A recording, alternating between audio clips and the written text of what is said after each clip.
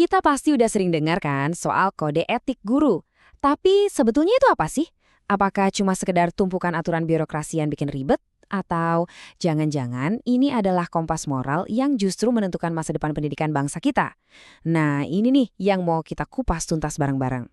Dan ini kita nggak lagi ngomongin teori doang loh. Soalnya setiap hari di ruang-ruang kelas di seluruh Indonesia, guru itu dihadapkan sama pilihan-pilihan yang wah susah banget.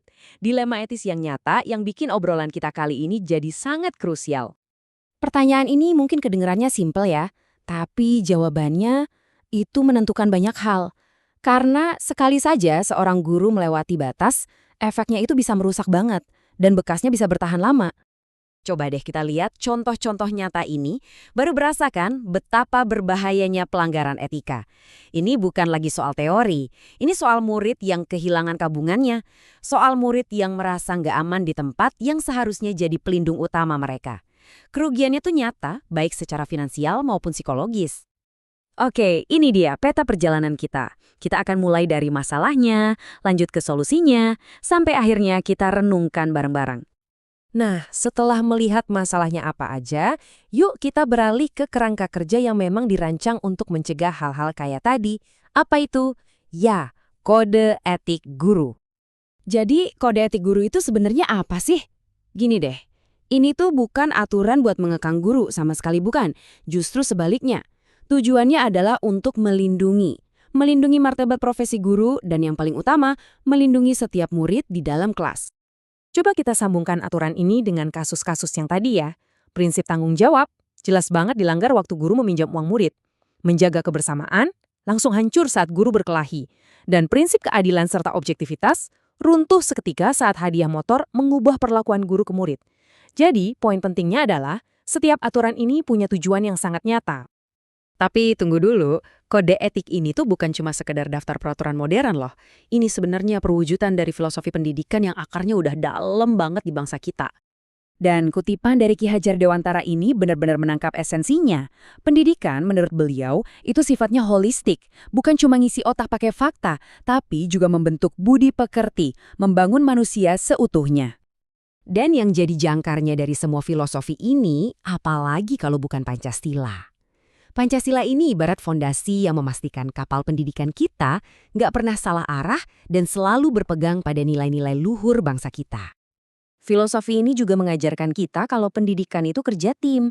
Konsep trisentra pendidikan dari Ki Hajar Dewantara mengingatkan kita bahwa keluarga, sekolah, dan masyarakat itu harus bersinergi, harus jalan bareng. Nah, disinilah peran etika guru jadi krusial banget. Mereka adalah jembatan yang menghubungkan ketiga pusat pendidikan ini. Pasti kita semua kenalkan sama logo ini. Ini adalah bukti nyata betapa dalamnya filosofi Ki Hajar Dewantara.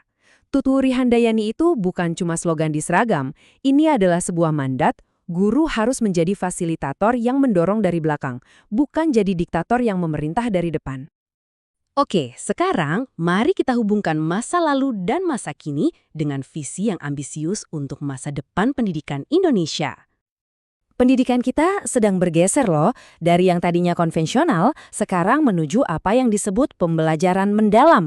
Coba deh lihat bedanya di slide ini.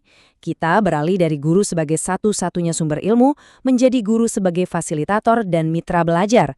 Nah, peran baru ini jelas menuntut level etika dan integritas yang jauh lebih tinggi kan? Dan ini bukan sekedar tren biasa ya, ini adalah strategi nasional. Untuk bisa mencapai Indonesia Emas 2045, kita harus mulai dari mana? Ya, dari ruang kelas, dengan guru-guru yang beretika.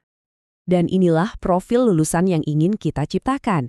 Bukan hanya cerdas secara akademis, tapi utuh sebagai manusia. Ada 8 dimensi di sini, mulai dari iman dan takwa, sampai kemampuan berkolaborasi dan komunikasi. Ini adalah cetak biru untuk generasi emas kita. Disinilah benang merahnya. Gimana coba caranya kita mau menumbuhkan penalaran kritis atau kolaborasi pada murid kalau gurunya tidak mencontohkan keadilan dan integritas? Mustahil. Guru itu bukan hanya mengajar, tapi menjadi cerminan dari nilai-nilai yang ingin kita tanamkan.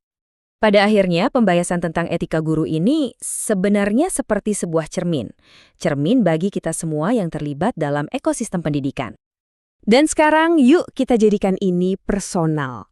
Pertanyaan-pertanyaan ini bukan untuk mencari siapa yang salah. Ini adalah undangan untuk kita semua, guru, orang tua, anggota masyarakat, untuk berefleksi dan mengambil tanggung jawab kita masing-masing.